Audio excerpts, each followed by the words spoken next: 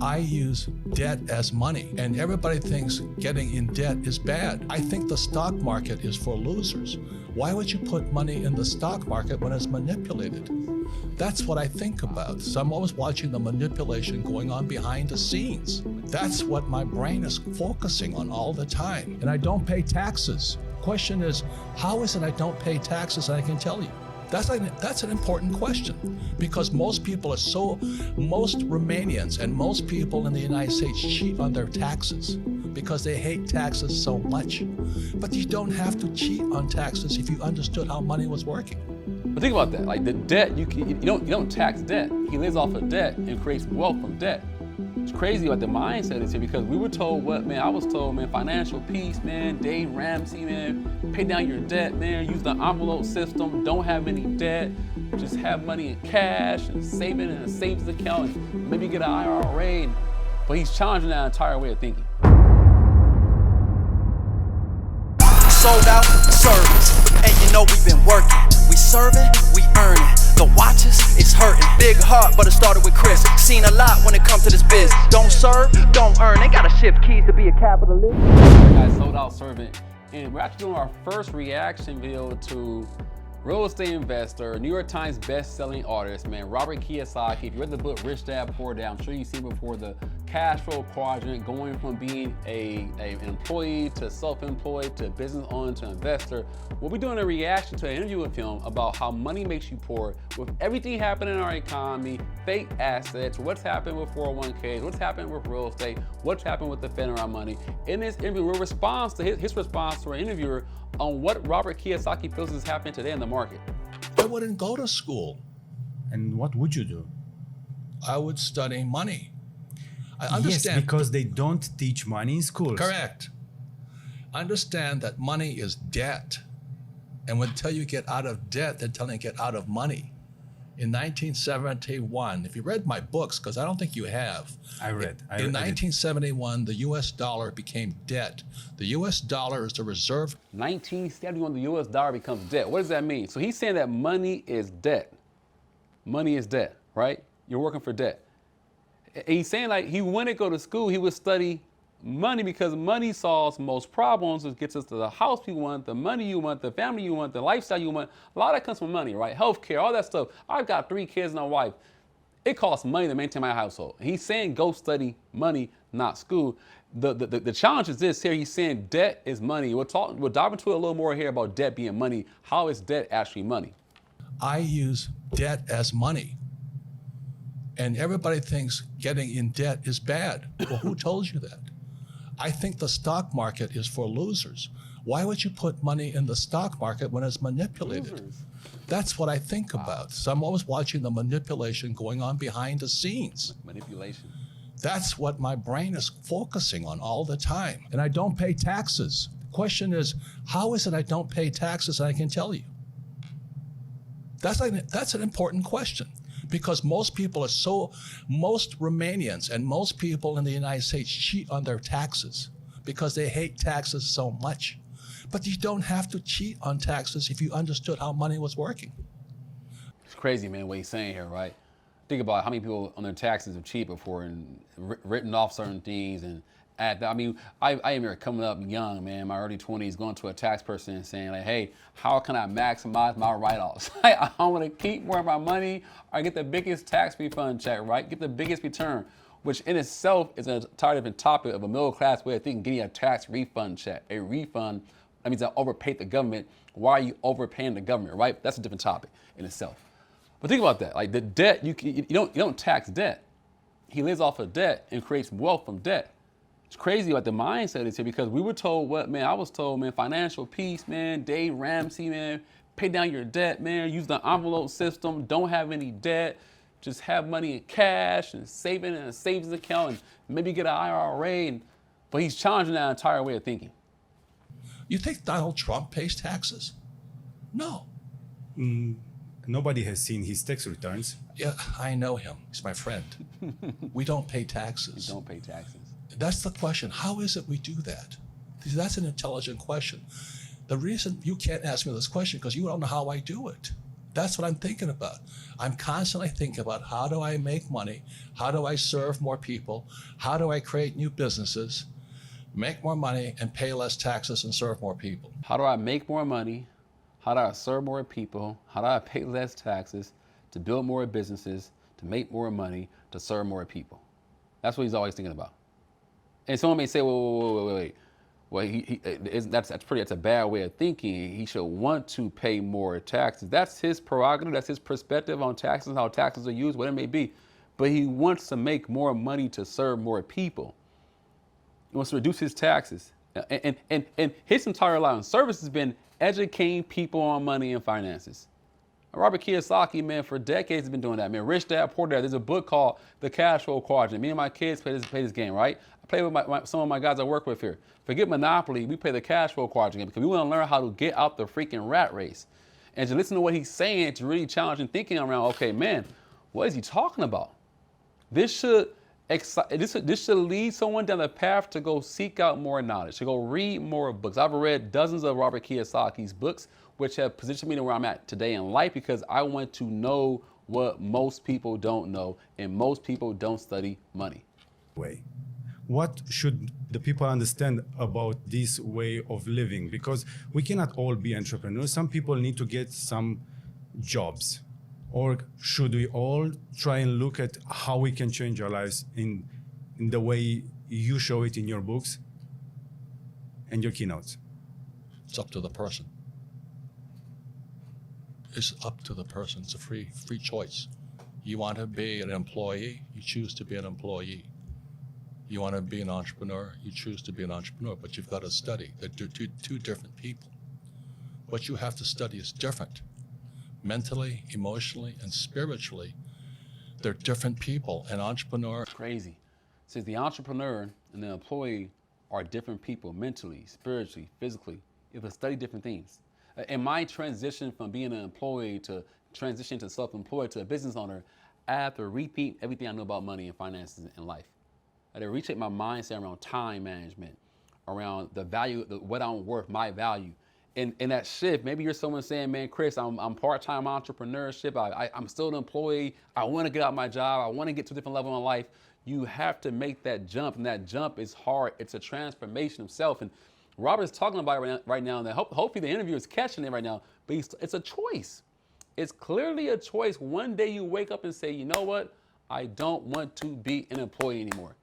I'm a slave to this job. I'm a slave to a check.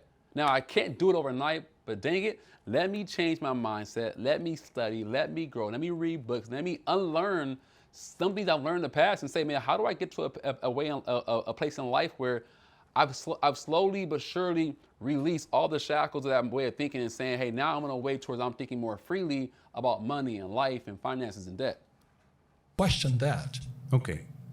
So if I'm starting to question that, if a young person is looking at us and they say, okay, I'm ready to challenge that, what do I tell to my father? Okay, I'm not going to school anymore. I didn't say that. You said that. I said that, of course. I just said question it. What's wrong with getting a job? I went for a job to understand how the system works, but I'm not sure if it works to anyone. What's your opinion on that? I thought you read Rich Dad, Poor Dad. Of course, but not everyone has done so. So I was trying to... And what is lesson number 1 in Rich Dad, Poor Dad? Rich people don't work for money. And so in your school system, so you get a job, what are you doing? You become a slave. You work for money. Exactly. And what's wrong with working for money? That it makes you come back to work and you become a slave. You pay taxes. And you pay taxes, of course. And then they tell you to save money. Why would you save money when they're printing money? It's a nugget, man. It's a nugget. It says the rich don't work for money.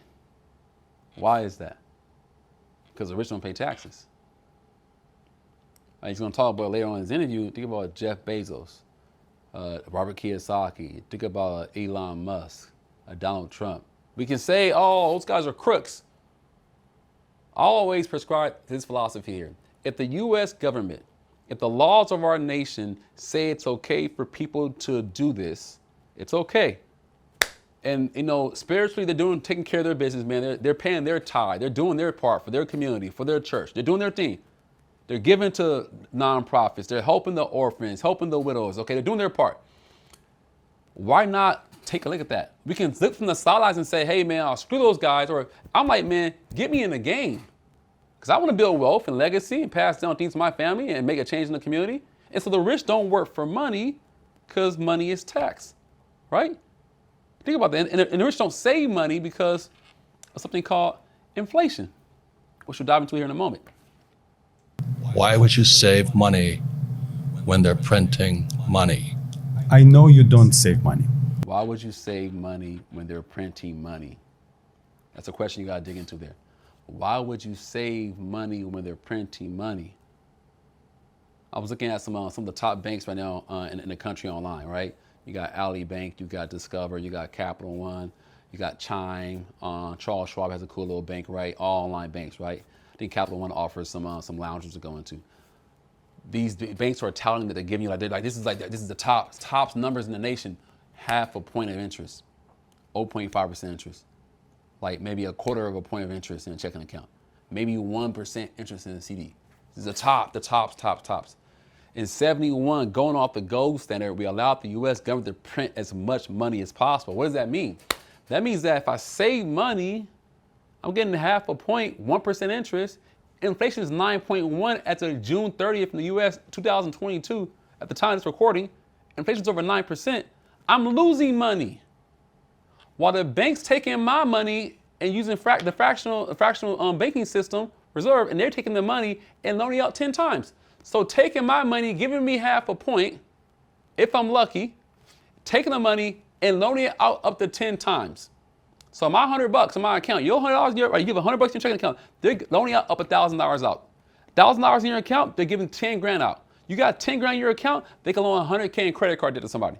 And then charge them interest and make money out of debt. It's crazy. Because the system of banking, it's nothing to do with communism or capitalism.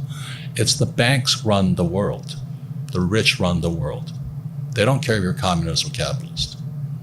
So when you save, let's say you save $1 US or €1, 1 yen, the banking system can lend out 10. So the entire system is called the fractional reserve system. Fractional reserve system. Think about that. I just said it in a moment. I said a moment ago, where every dollar you have in the bank can be loaned out up to 10 times. So think about who's getting the better deal on that transaction? You're working hard for your money, clocking in, clocking out. Single moms, single dads, young kids and students in college, working hard, 2 jobs, paying your debts off, paying your student loan debt off, right? Getting to a point to where you give the money to the bank, you deposit it, and the bank takes your money and loans it out up to 10 times and make money off of it. Who's getting the better deal on that? We got to question the system, and Robert says it, because the banks rule the world. It comes to that, and we're taught to be part of the herd. Just go that way. Put a lot of money in the bank. Don't go into debt. No. Don't go into debt and try and get involved with this big boy game of getting debt and leveraging it to buy properties, to invest and build wealth. No. That's for the big boys. You stay over here, middle class, and just pay taxes, put your money in savings, put it in 401ks so we can manipulate it to make it work for us. That's what the wealthy are saying, man. So we got to challenge our way of thinking and say, man, how do I get out of this trap? How do I look at ways to advance my lifestyle, being around the right people who are questioning what I'm saying? Because right now, Robert's questioning this guy in the interview. He may say he's being rude. I think Robert truly, genuinely wants to help this man. He understands I want to help him. You got to be kind of blunt sometimes. Say, hey, ask the right freaking question. He's saying ask the right question. Are you asking the right questions? I don't follow the go to school, get a job, work hard, See, that's hypnosis. They hypnotize people into being employees who will work hard, pay taxes, save money, get out of debt, and invest in the stock market. Until you question those sayings, those words, you'll be a poor person. So when they lend out, why is debt tax-free? I don't know. Because that's how money is created. And so the banks love it. They love people who borrow lots of money. So how do I get rich? I borrow money. Now, obviously, you gotta be responsible here, right? But he's saying the banks like debt. The banks want you to go in debt. Go take on a line of credit for your business. Go take that risk. America is built on debt. Built on debt, right? And so you're saying, I want to go build wealth. What country, where else in the world can you go? Other countries have the same system, but where else can you go where you can say, hey, I'm gonna use debt from a bank to go generate a profit, to go generate wealth for me, to go buy real estate property for me. In this transaction with the bank charges me interest. They charge me interest, cool. I'll pay the interest on that loan. But I'm gonna leverage their money to make more money. I'm gonna leverage debt to create wealth.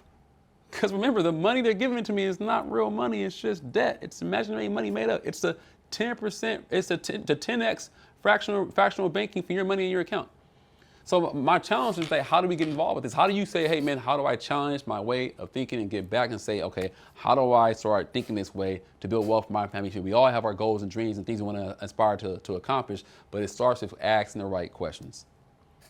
Assets with it. The poor person borrows money and buys liabilities. All right, got two more. To you is if a person does not quit. This is why I think, this is why I work. And I always say, well, when do I get my money back? And the average person has been hypnotized. Go to school, get a job, work hard, save money, and invest in a pension. And you never get your money back. The whole thing was designed to keep you poor. So that's why I argue with you, until a person questions what's already been put in their head. And that's what my poor dad put in my head. Go to school, get a job, work hard. And that's America. The same as Romania. It's not any different. We used Save money, put it in the stock market. You never get your money back. We all look up to the American dream. Is it all fake? I'm coming down to your book now because... No, please let me finish, okay? Okay. Until you question what's already in your head, you will do what's already in your head. Okay. There is I don't know if people are Christian or not, but it's in the Bible, it goes, the words become flesh. Go to school, get a job, work hard, save money, get out of debt, invest in the stock market. Wow. The word becomes flesh. Think about that. And he's really saying that, okay, the things we say, things we do, the things we're told, it becomes who we are. You know, go to school, get a job, go into debt, buy a house, go into debt, right? It's not an asset. It's not an asset for us. I'm living there. And invest in the stock market. Think about how many people we know, including myself for a long period of my life. Hey, go to school, get a job, buy a house, go into debt. I have a video that I launched a week or so ago about what the wealthy do. And the wealthy don't do that. But when you look at it's a pyramid or a triangle of wealth building in our home. It's built the first one was really building on a foundation of insurance. But it's upside down for most of us, right? And so Robert, again, is challenging that. He's just challenging it. I wouldn't bet on that. He doesn't pay taxes. Trump doesn't pay taxes. I don't pay taxes. So the question is, how do guys like us do it is the question you should be asking. Because the rich people make the rules. We study different things. I wouldn't go to school. I appreciate you for taking the time. In conclusion, he says we study different things. So if someone saying, man, hey, Chris, I'm out here, I'm watching YouTube, I'm watching TikTok, man, I want to grow as a person. Maybe you're a young guy, man, in your early 20s, just graduated from college, looking for a different path. Maybe you're somebody like, man, Chris, I've been working for a decade now. I'm in my late 20s, early 30s, I have a career path I've taken. I don't think this is the path that God wants me to walk down the rest of my life. If you question what you've been taught, maybe you're older. Maybe you're middle age. You've been working for over 25 years in a career. Late 40s, early 50s. I got colleagues I work with, they're in their late 40s, early 50s. They realize later in life that, hey, I don't want to live this way the rest of my life. You have to question what you've been taught. So if you got any value from today's video, guys, this is my first reaction video with Robert Kiyosaki here being interviewed by a young man from Romania. Please comment in the comment section below what your thoughts were, guys. Do not forget hit that subscribe button, guys, and follow us on Instagram @SoldOutSir. Until next time, I'll see you guys soon.